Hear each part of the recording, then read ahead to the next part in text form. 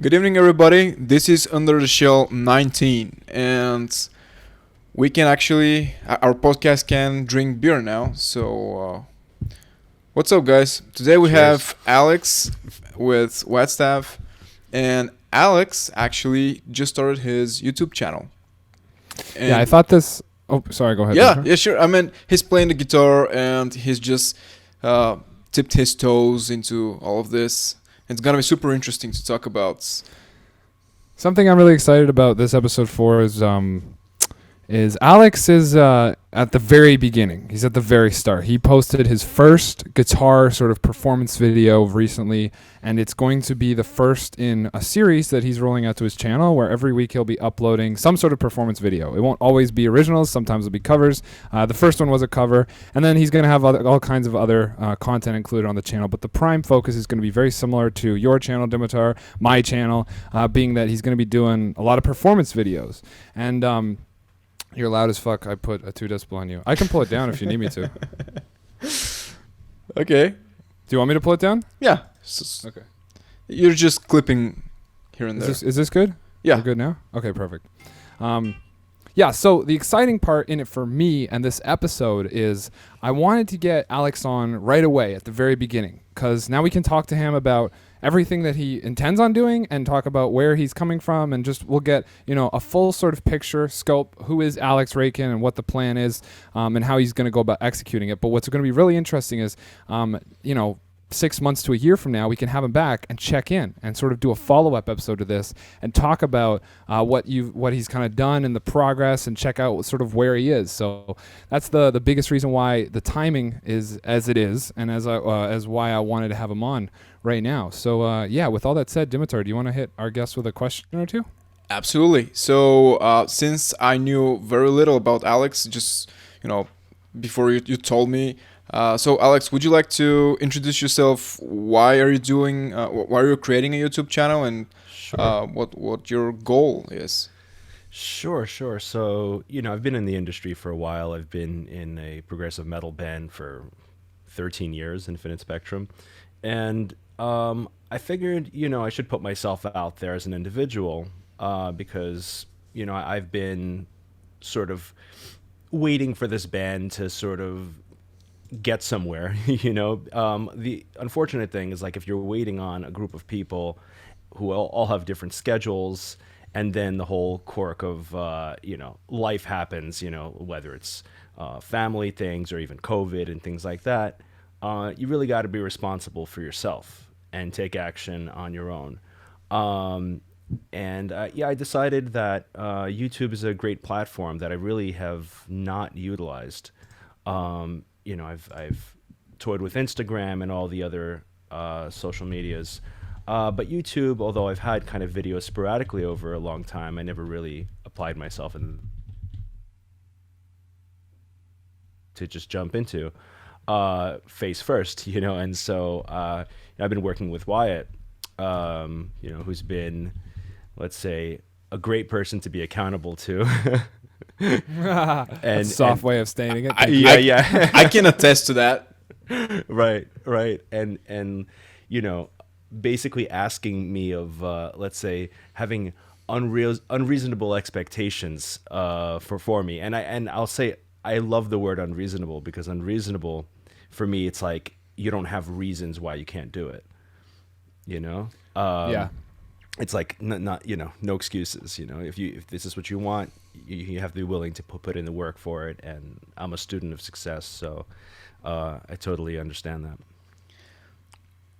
Did you just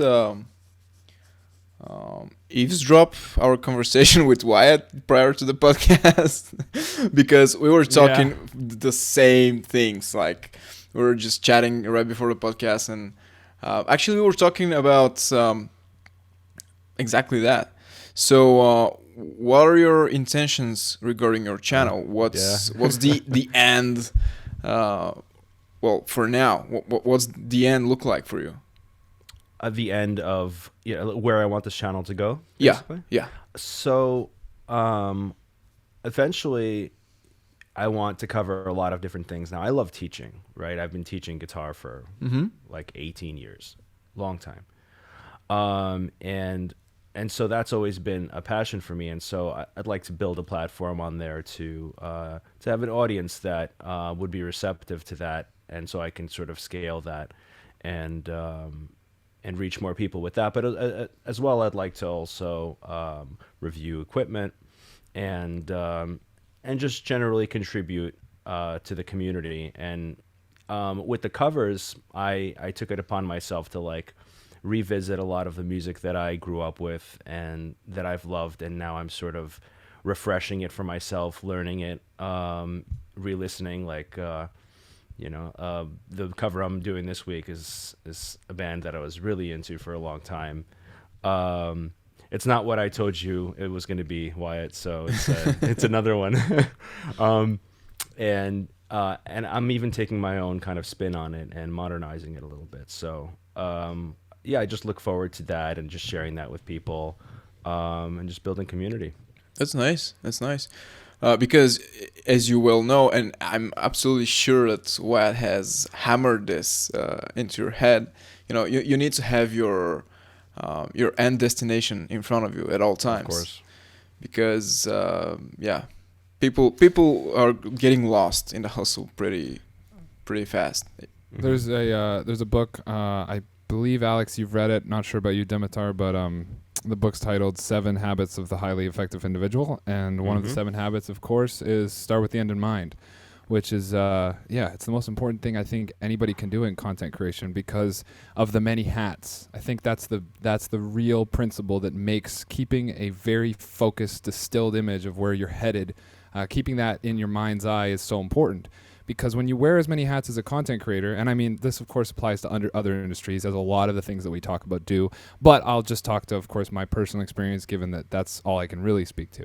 And in that area, in that field that we sort of, the three of us now are existing in, the thing about it is you have to be the producer, you have to be the director, you have to be the writer, you have to be so many different things. You have to understand the audio side of things, you have to understand the video side of things, the photography, you have to understand elements of graphic design, elements of branding and marketing. And there's not separate departments. It's really just you behind a computer doing your best to put together all of these different aspects and create a community, a career out of all of these different areas of media, of content creation. And that's, I think, a big reason why it's so important to keep that image of the end in mind when starting and all the way throughout the process. That way, as you manifest things into your brand, into your own path, you can just simply ask, does this align with where I'm headed? And where am I headed? Well, because you've kept it in mind from the very beginning. And if it does, if the answer is yes, this aligns with something that fits into what you believe to be the outcome, then you roll forward with it. If not, then you can simply put it aside.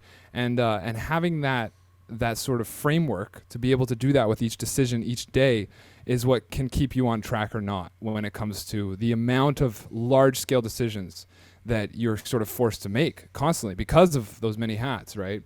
So yeah, I think that's obviously any endeavor that we start with. Like when I was playing football, my dad coached me for some of the early years, and my dad, something he would talk a lot about with me was if you want to win a championship game, you have to start in preseason expecting to win the championship game. You can't prepare halfway through the season. You can't have a okay season and then halfway through go, you know what, let's try and actually win the championship. Let's now talk about that. No, it has to be start with the end in mind. It has to be, if you're gonna climb that ladder, well, you need to be making decisions that will align with the intensity in which you need to be able to actually climb it from the get-go, and that includes the early first steps. If those early first steps aren't put into place properly, well, you have to sort of in retrospect backtrack, and redo those areas, and that can prolong the process. So. And I know that the two of you have heard me go on and on about that concept in our conversations. So yeah, with that in mind, what you've already kind of brushed upon a couple things, but what's sort of like, what is the outcome for you, Alex, down the road? Because you talked about how you've been kind of waiting and hoping that this collaboration with other individuals would take off, and now you're kind of taking it upon yourself to do it by yourself, with yourself. So what is the specific end goal for Alex Raykin and his brand going into the future? See, end goal, we would put ourselves too far ahead, so we have to kind of like think, okay, well, what's like a 2-year, 3-year, Very good. Yeah. Because, if later on is another thing, like once I build the brand, I have so many other things as far as goals that are not even music related. And as far as the what I'm doing with my brand and where I want to take things, well, I've been itching to write for a long time, and I have a lot of music that sort of comes out when I just allow just sit down and write or improvise and stuff like that. So I do want to write a record. I want to put it out there, and build a receptive audience that would be basically conducive to having someone to listen to the album, when it's out there, right? So I'd establish myself before even putting it out on the market. So at one point, my goal was, let's say, to be touring, but I realize, in a sense, that's a small goal because when you have a video on YouTube and millions of people are viewing these videos, the size of the, let's say, of the audience is much greater. So in a sense, it would be kind of a limiting thought to be playing to just a crowd of people when the crowd could be the world. Yeah, big time. Yeah. Mm-hmm.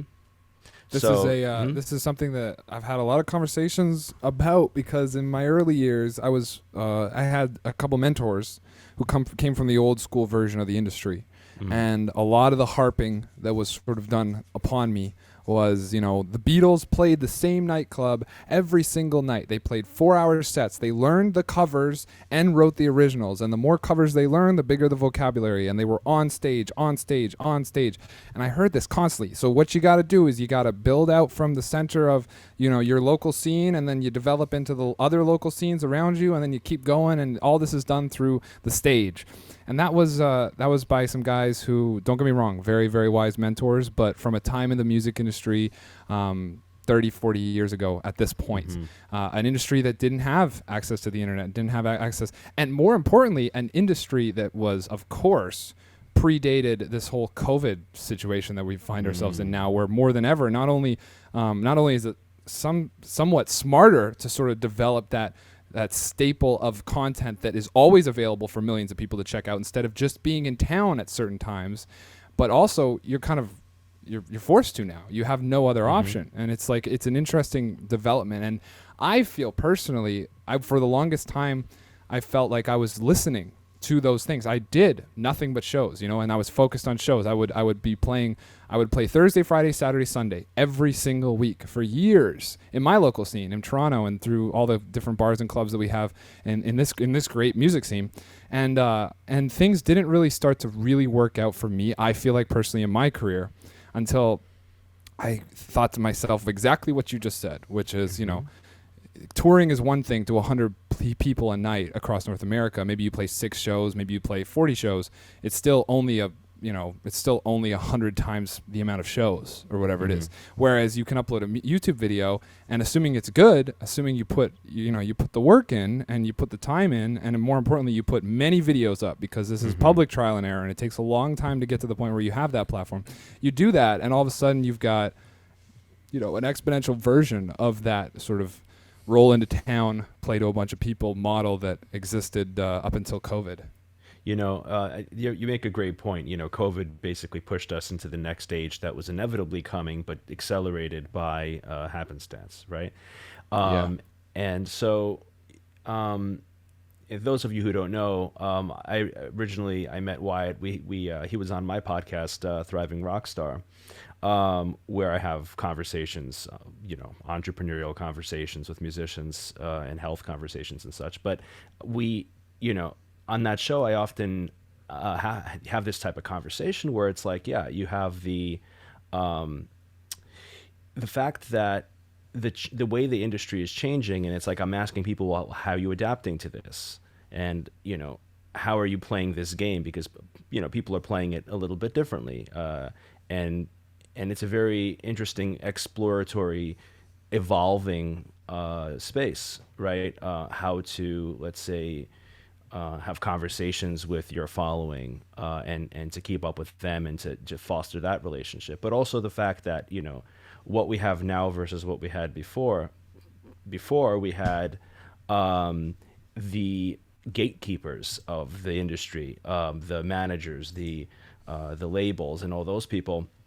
And today, we can go directly to our audience, build a relationship with them, and have leverage. And so that leverage is key. I remember listening to Tosin Abasi of Animals as Leaders talking in a seminar, talking about how he negotiated with his manager, on like unheard of low rates of working with him. And this is like a big manager in the industry, just because he's built up an audience himself, and now he calls the shots because the audience is through him and not through the gatekeepers. So I think it's a promising time if we can capitalize on the technology. Yeah, the gatekeeper sort of paradigm is really interesting. It's created in a way like a very oversaturated industry, but at the same time it's a lot of opportunity, if you can get it together and you can rise above the herd. But that's the thing, right, is that there's now the accessibility for so many artists.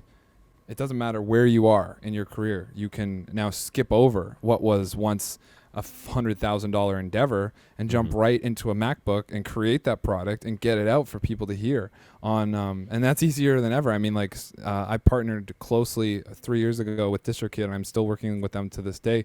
And DistroKid's an example, like thinking about the ability to write a song on a MacBook and then log into DistroKid and upload that track in one $20 purchase for the whole year.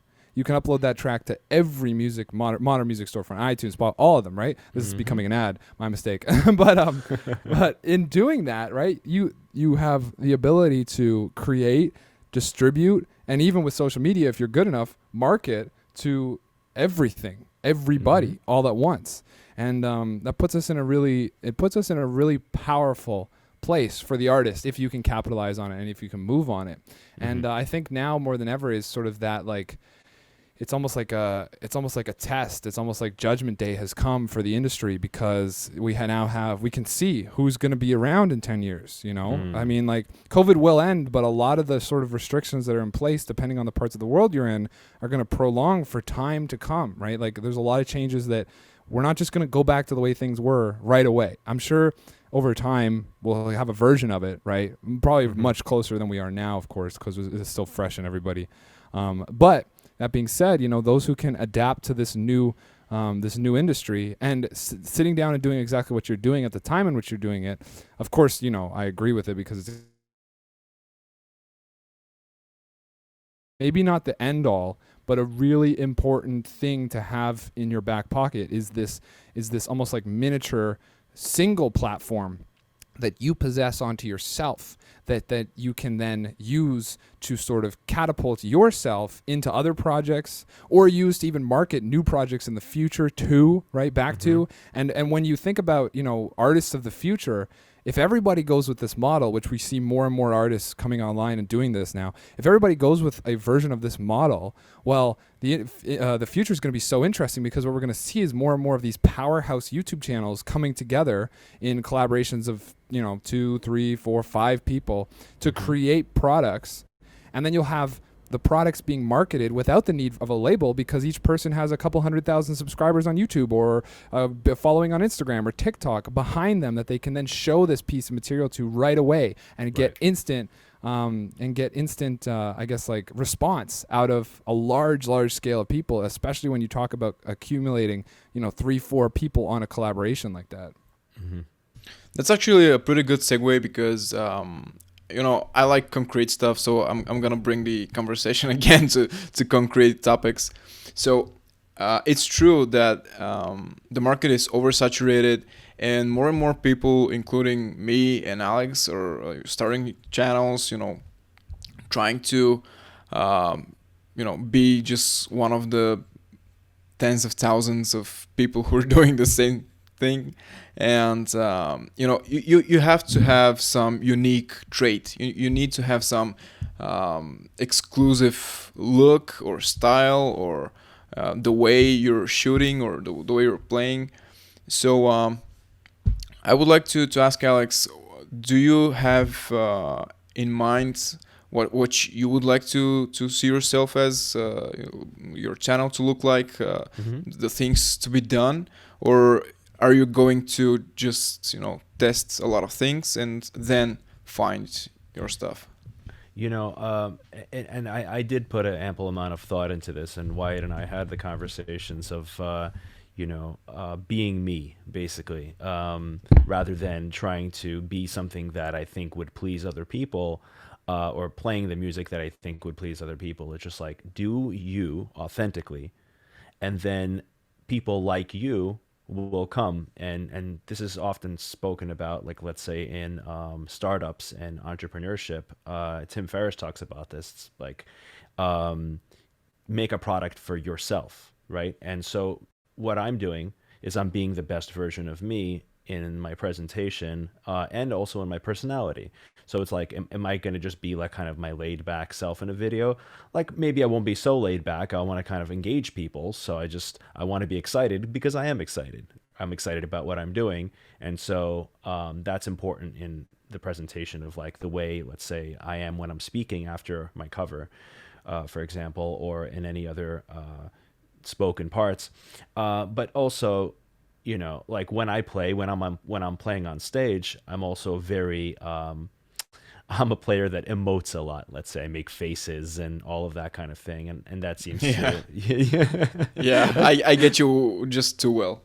yeah. And so like I'm having fun, and I'm picking the songs that make me behave that way because they're fun, and so and as far as like my setup is concerned, well, I'm doing the best as far as the equipment I have at my disposal. I'm doing my best to make that look as good as I can. I have a background in audio engineering, and that extends itself to some video editing. I learned to color grade for this video I just put up, my first video. Yeah, that's a major step. Yeah. And I mean that, that it wasn't that difficult. But it was important because I mean, I had two different cameras. I had like I have like a DSLR, very entry level basic with a kit lens, and and an iPhone, right? And I managed to make them look comparable. So, and then of course, I just moved into the space that I'm in right now, on Wyatt's recommendation to kind of, let's say, get rid of what's not important. And I can hear him say that. yeah. I mean, I made pretty big changes in my life in order to make this, I know. to step into this role. Yeah, I know exactly what you're talking about. And each one of us, of all the content creators, especially the musicians, where you have to, as Wyatt said, not only wear one too many hats on your head, but you need to not only be a good musician, or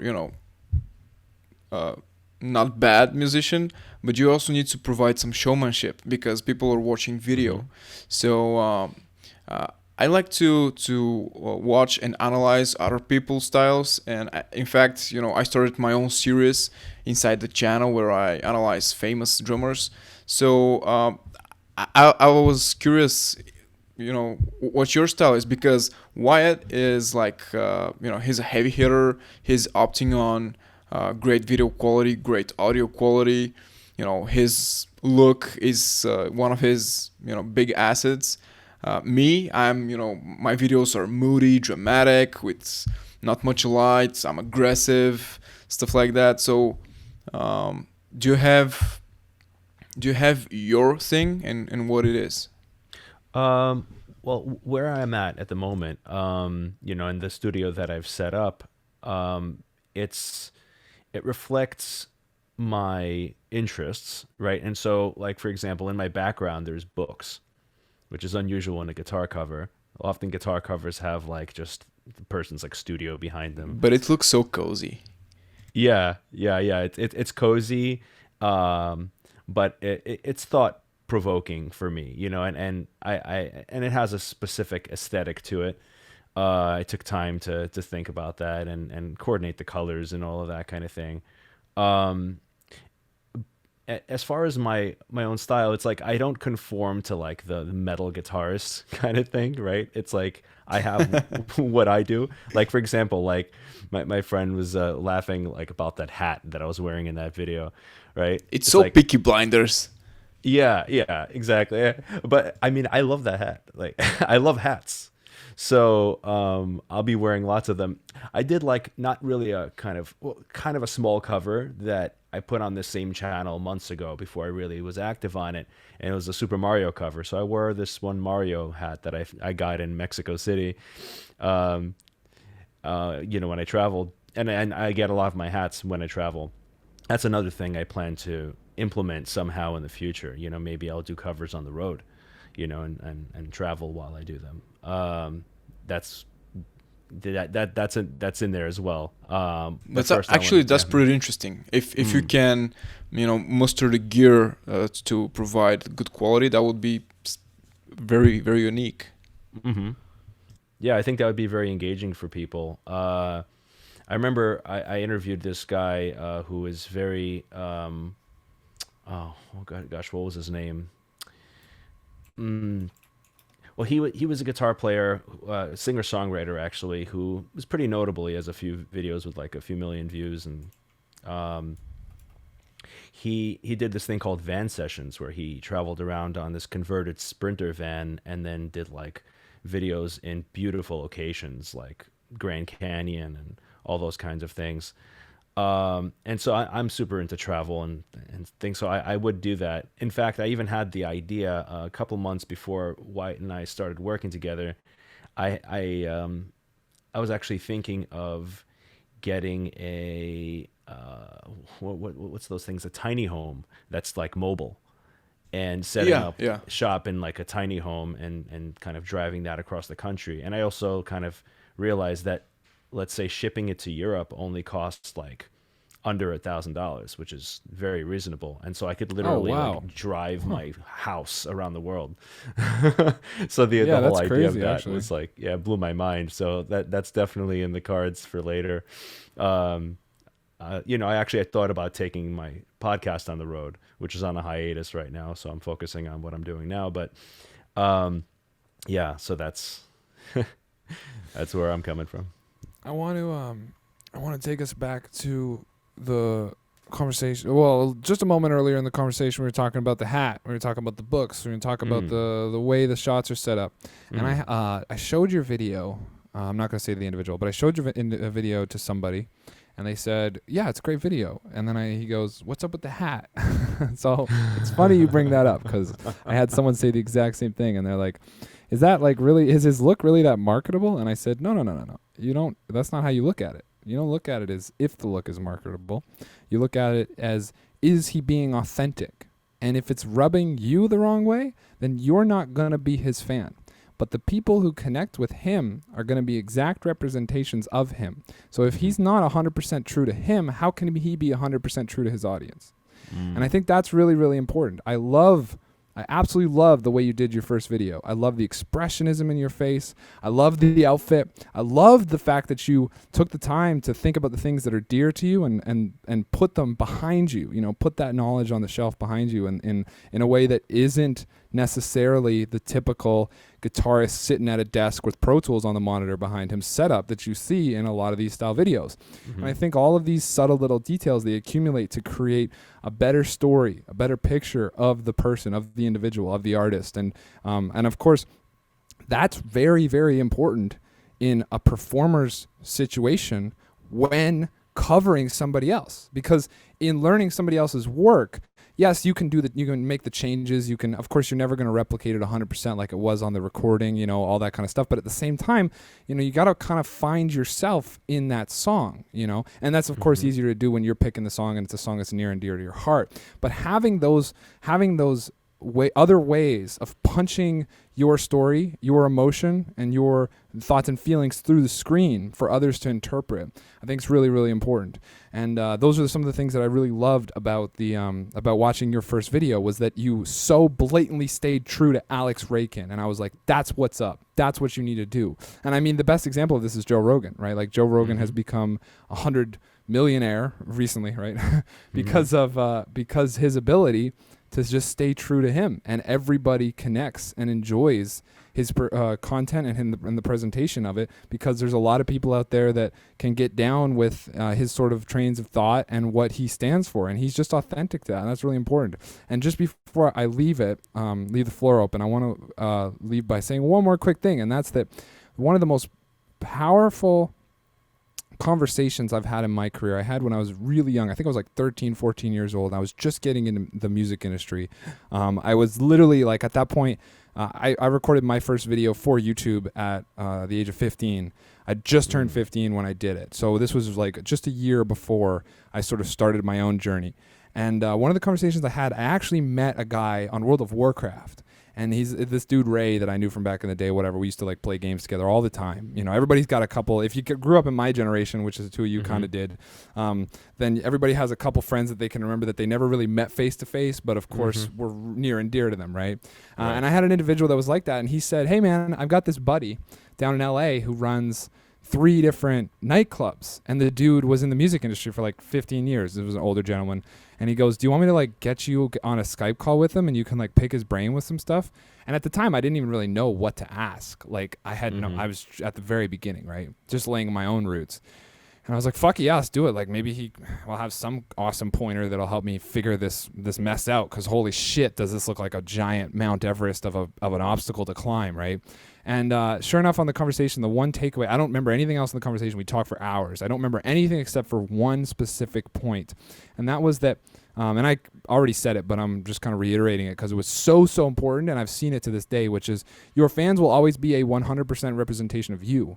And I didn't really grasp that, what he had talked about, until I opened up my Discord server, which was 2 years ago now. So 2 years ago, I really understood that your fans literally just are you. You know, they're really just you.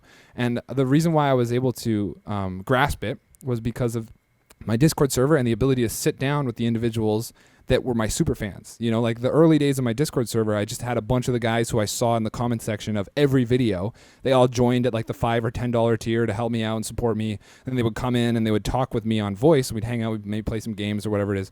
And the thing that I kept noticing was like in each individual that I would meet and get to know and enjoy the company of, it was like, oh, wow. So what you're telling me is you play the drums, you work out, you listen to metal music, you play video games, you read great books, great books in my opinion, of course. So what you're saying is you're doing basically everything I'm doing. And it was like person after person after person. And in some ways I could sort of subdivide the different individuals that I was meeting through my channel. I could subdivide them in different traits of my own personality. Like there was a person that really perpetuated this trait of my personality, and a person that would perpetuate a different trait of my personality. And it was like everybody that I was coming into contact with was such like the same shape as myself, as my own personality. And that was when I was like, wow, okay. That was when my own personal development took a new turn, because it was at that moment that I realized, holy shit, now I get it. Now I understand why I have to remain authentic, because up until that point I wasn't. I was looking around at what is everybody else doing, you know, what do I consider marketable, what are the big bands doing, I'll just do whatever they do. But it's not me, it wasn't me, and it wasn't working. And it wasn't working to the degree in which I think my content now does work, to the degree in which my content is able to speak to people now, because I feel like I'm a lot closer, not 100%, but definitely a lot closer to being able to project myself through my content. And that really came about when I just started meeting the individuals on the other end of the lens and thinking like, holy shit, that guy was 100% right. So yeah, I love what you've done so far, and I'm really happy to see that you kind of intuitively put that together, and we're just like out the gate, you're Alex Raykin. You don't like it, get the fuck out of here. You know what I'm saying? So That's right. That's right. That's right. Yeah, I'm tired of being anyone else, you know. I mean, you could only really be yourself, you know. Exactly. I'm tired of being everyone else. I like that. That's good. Yeah. Yeah. Just were you trying to be somebody else for? Like I feel like there's a story there in that comment.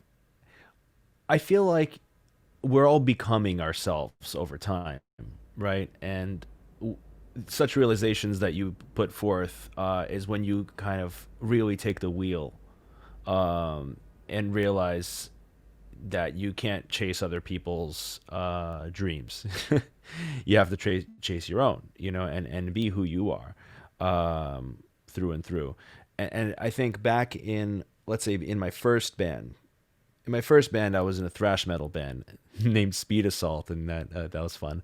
A name that should have been taken in the '80s, and we were like right out of the '80s, and we had like puffy white sneakers and Clorox jeans that were so tight.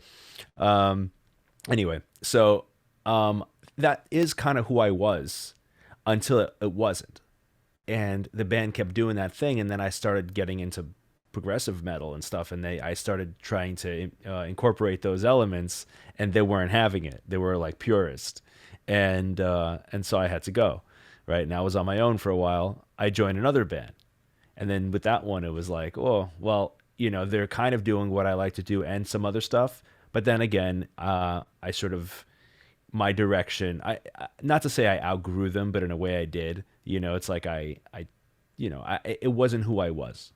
Then I started my own project with bass player Alex Rapetti, and I've been working with him for 13 years now. So, actually 14 years. So, and we formed a band around that whole thing. But like I said before, it's like ultimately, even the vision I have with him, it's not the vision I have myself, and that I need to flesh out and get, like you said, Wyatt, like my tribe of me, essentially, people who are Exactly.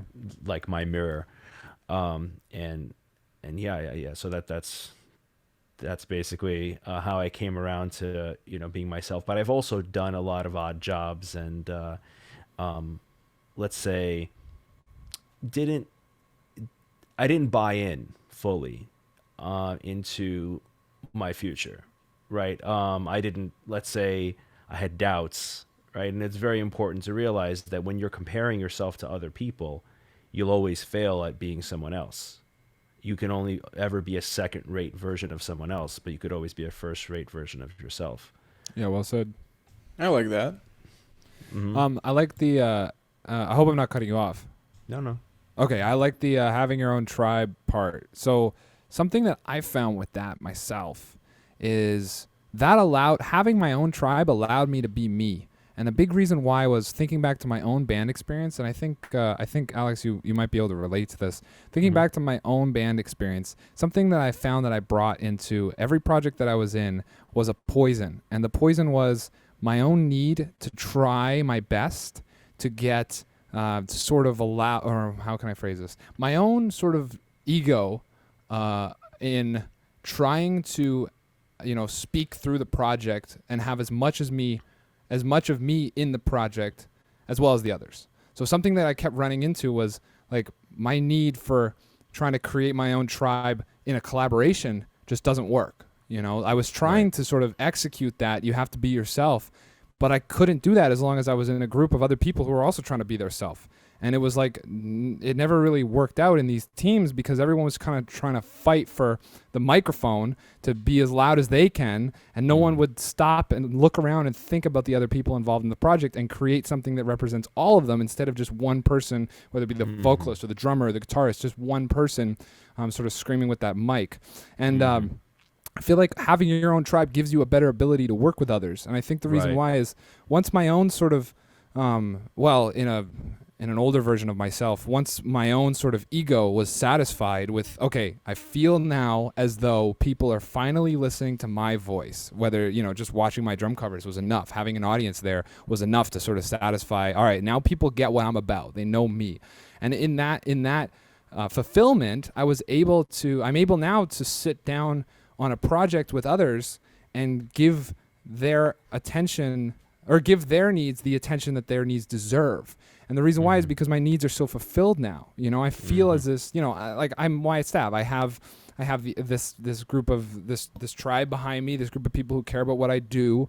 I'm blessed with that. I'm blessed with having a unbelievable base of supporters who will do wonderful things to help me achieve the goals that I have for my community and for the sort of the larger dynamic as a whole. And having all that gives me the ability to step in any project and go, okay, what do you need from me? Not give me the microphone, I have to scream from the top of the cliff of my own story, but tell me what you need from me so that I can better fit into this puzzle and I can better contribute to what will become something as a whole that will represent all of us. And I really freed myself, I think, of my own ego in time. It didn't at first my ego fucking ran rampant the moment I got anybody who cared about what I had to say. But in time, I feel like I've done a pretty good job of growing out of that and growing more into a mindset that is more conscientious of what I have to offer others and the ability to actually do that without getting in the way of my own progression. So I don't know. Maybe you feel the same way. Yeah, no, I do. That's an important thing. You really have to, how do you say? No, I agree with you completely. I couldn't have said it better myself. Actually, if I might step in for a second. Sure. Of course. One of my favorite books and one of my favorite authors, Jack Donovan. The book is called The Way of Man, and it's actually a trilogy. The first one is The Way of Man. The second is Become a Barbarian, and the third one is A More Complete Beast. So what this trilogy is talking about, well, it's a lot of topics covered, but the main theme is exactly that, the tribe mentality. And what Wyatt just said is he unknowingly just, repeated like 2/3 of this book. Because in a tribe, in a group of people, in a group of men, whatever, everybody needs to put the tribe first. Everybody needs to put the needs of the tribe first. Not everybody, but the tribe. And when every member of the tribe is asking himself first, what can I do to make this tribe thrive, and how can I help this tribe?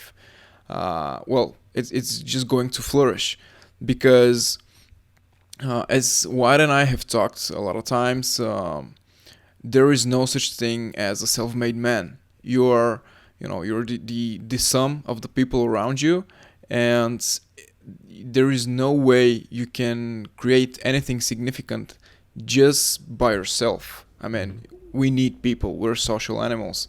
So, I just wanted to, add on to everything you said. I totally agree to that.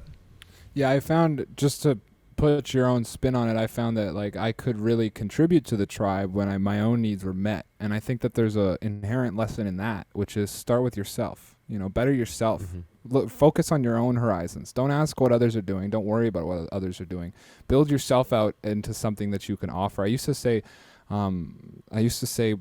years ago, I used to tell people, well, my parents specifically, actually, this is kind of a darker thing, so I would never brought it up normally, but I feel like the flow has demanded it, which is my parents, when I was younger, would comment on how selfish I could be at times. And I justified my selfish acts by saying, and I don't know if there's truth to this. I haven't figured this out yet, to be completely honest. So I don't really know where I'm going with it, but I would love to share it, and you guys can let me know. And that's that in my own selfish acts as a younger individual, as a much less experienced individual for sure, I would justify these acts by stating, well, I'm trying to build myself first, and that's something that I really believed in was I told myself for years, I'm going to be as selfish as possible until I have something to give. And that has become the new focus of my existence, is trying now with whatever I can to be as selfless as possible, trying now with as much as I have created for myself to give that away to as many people as I possibly can. And that's one of the sort of core values that I operate on daily, and something that I keep very true to me.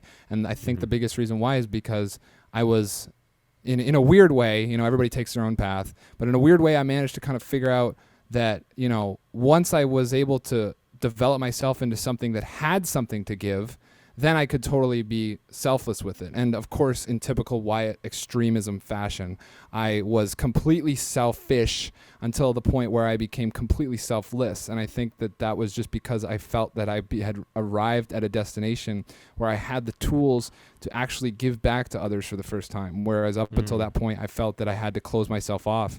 And maybe those feelings were misguided. You know, maybe you can be both at the same time as you grow. Maybe those are... and maybe that's a thought experiment for a wiser man, but I don't know. I felt like that's something that I really focus on now, is just that I was selfish for a long time. Now be as selfless as possible because I have something to give. You know, I feel that on the inside for the first time. I think whether it's in a relationship with your fans or with a significant other, anybody, you have to fill your own cup first. Very well, yeah. And then your cup spilleth over, and then with that you can help another. But if you give another your arm, you only have one arm, right? The idea is that, I think that's a very solid concept of having to just cover your bases first, so then you could just offer and give. And when you feel fulfilled in yourself, then that's when you can actually just be at most ease, you know, just offering your gift to others, you know, whether it's the gift of your love to your partner, it's the gift of your creativity and content that you put out there for your fans. So I think that's critical. I think it's critical to just take care of number one first. And in the sense that, you know, it might come off as selfish initially, but if you don't take the step to be selfish at the beginning, then you'll always be reliant on other people, which is the most selfish thing you can do. Yeah, that's true. That's true. I feel like we're crossing very close into the realm of like extreme ownership and responsibility. It doesn't have to mean, it doesn't have,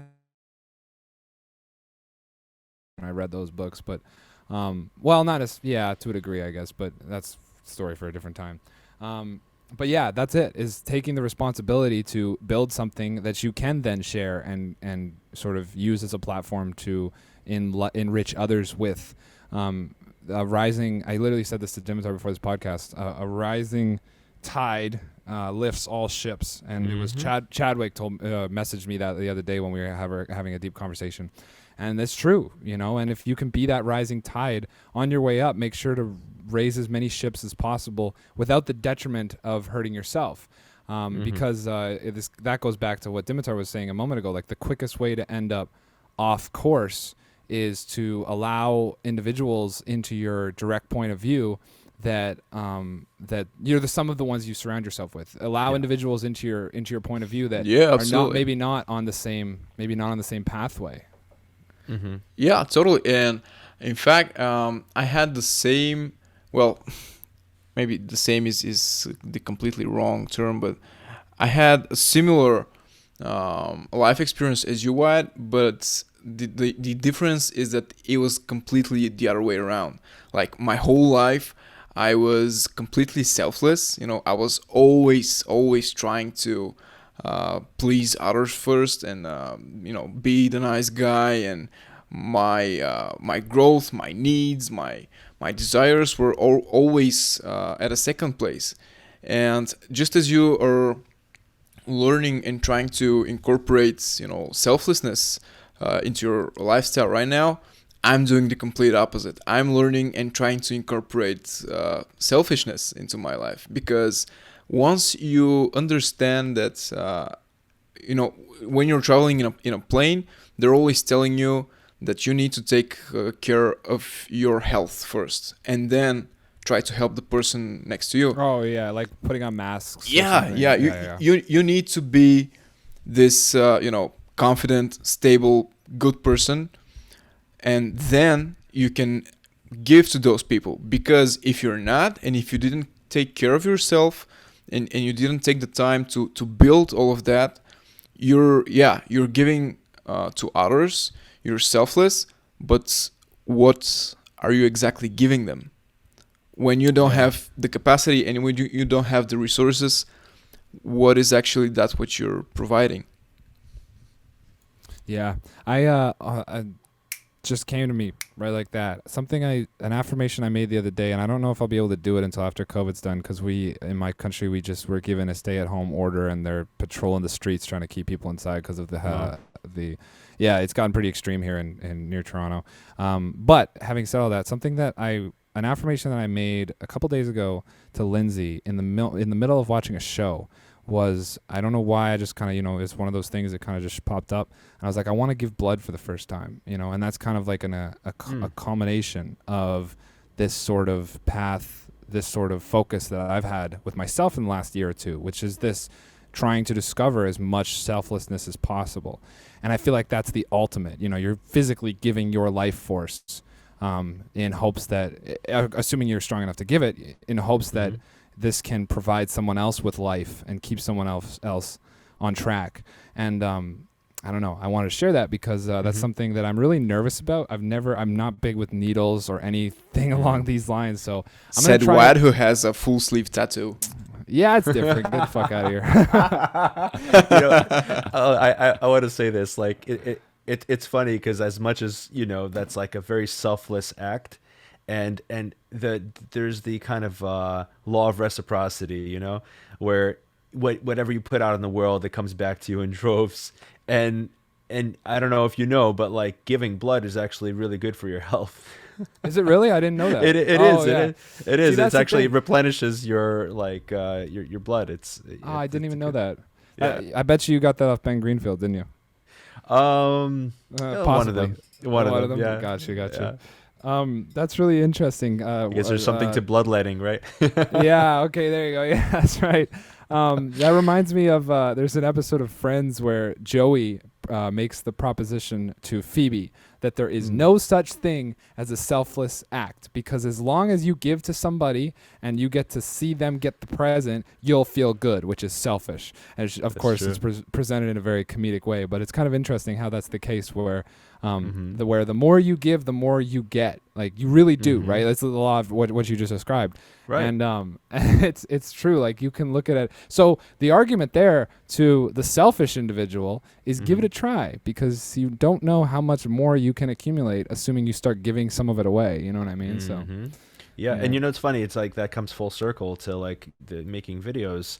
I mean, what more selfless thing can you do than make free videos, especially covers that can't get any ad revenue?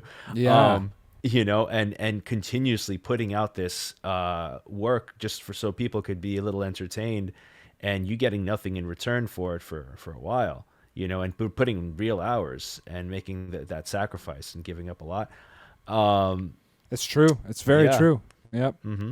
Yeah, you have to have that's like a really, really good point along this subject matter. And the thing about it is like, the toughest part about doing that, because like if you're a YouTuber, like Lindsay's a great example. Lindsay just started a YouTube channel. Obviously, she had a bit of a boost given the fact that she's a co-star on my channel. So like it's not necessarily like anyone. So I guess what I could say is she's kind of experiencing the sped up version of what a lot of us have to go through when we first start out. But then she was alongside me for my whole experience. So she's kind of had to do both. But in something that has happened to her is in starting this YouTube channel, she's amassed like 6,000 or so subscribers, and she had a couple videos that did pretty well. Her top video has hit 70,000 views on a channel that only has like 5 or 6 videos so far. So she's very, very ecstatic with that. In fact, in the background of this podcast, she's upstairs recording a new video right now. And what's been interesting for me is watching how fast she was able to get to the point of AdSense income. Like I think she got her first Google paycheck. It was like $170 for the month of December. And that was like, we celebrated that, of course, right? Because, like Dimitar, you remember the first time, of course, and Alex, you're not far off. The first time where you get that, like you see $2 or $3. I remember I had $2.32 in my AdSense account for like 3 years. For like 3 fucking years, I had it in there because you have to get to $100 to get paid out. So I had only made like $2 off of, but I would tell everybody, I'd be like, "Yep, I'm a YouTuber. I got $2 in ad revenue so far." Like I was so ecstatic that something that my art, my like passion, actually created a little bit of money. Because if it can create a little bit of money, it can create a lot of bit of money. But the point that I'm getting to, the point that I'm coming to on this is, it's really hard, really hard to do the version of YouTube that we do compared to Lindsay, because Lindsay posted some videos and all of them 100% return. We post videos and all of them, can you please sign up for my Patreon? You know, Totally. It's a completely different way of looking at an already fairly obscure business model. So that's that's really interesting. All right, gentlemen, that's been an hour. Yeah, it's I think 55 minutes. I think we came to a perfect natural stopping point as per usual. Yeah, absolutely. Wonderful. Well, I Yeah, can't thank guys. you enough, Alex, for taking the time to sit down with us today. Thanks for having me on. Yeah, it was a blast, man. Thank you very much. Yeah. Like I said at the beginning, we'll have to have you back in 6 months to a year or so, and Okay. hopefully you and I get to hang out in person, because really, reasonably, we're not that far away. So hopefully, No, we're not. Once everything cools down, hopefully we can get in a room and maybe even do some jamming. It'd be awesome to have you out, and we could do a collab in person. That'd be that'd be really so dope. cool. Yeah. Yeah, so we'll have to Yeah. make that work. Well, later let's in the try to year make when everything NAMM chills. Summer NAMM work. And, Yeah, I was you know, talking to my yeah. agent about that a Mhm. couple nights ago. She's not sure that it's going to be going through. I hope that changes. Let's keep her Get a fingers room. crossed. Well, hey, listen, of all the people in my life, Lindsay's working the hardest to get you paperwork to come over here, Dimitar. And we I both know that. I know. Where are you, by the way? I'm in Bulgaria.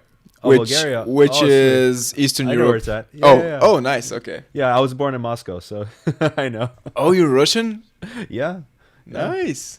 Yeah, I could. You probably speak Russian. I could probably speak Russian. Well, I can understand it, but Uh-huh. speaking is kind of hard for me. It's not an easy language. Yeah. Yeah. Well, all right.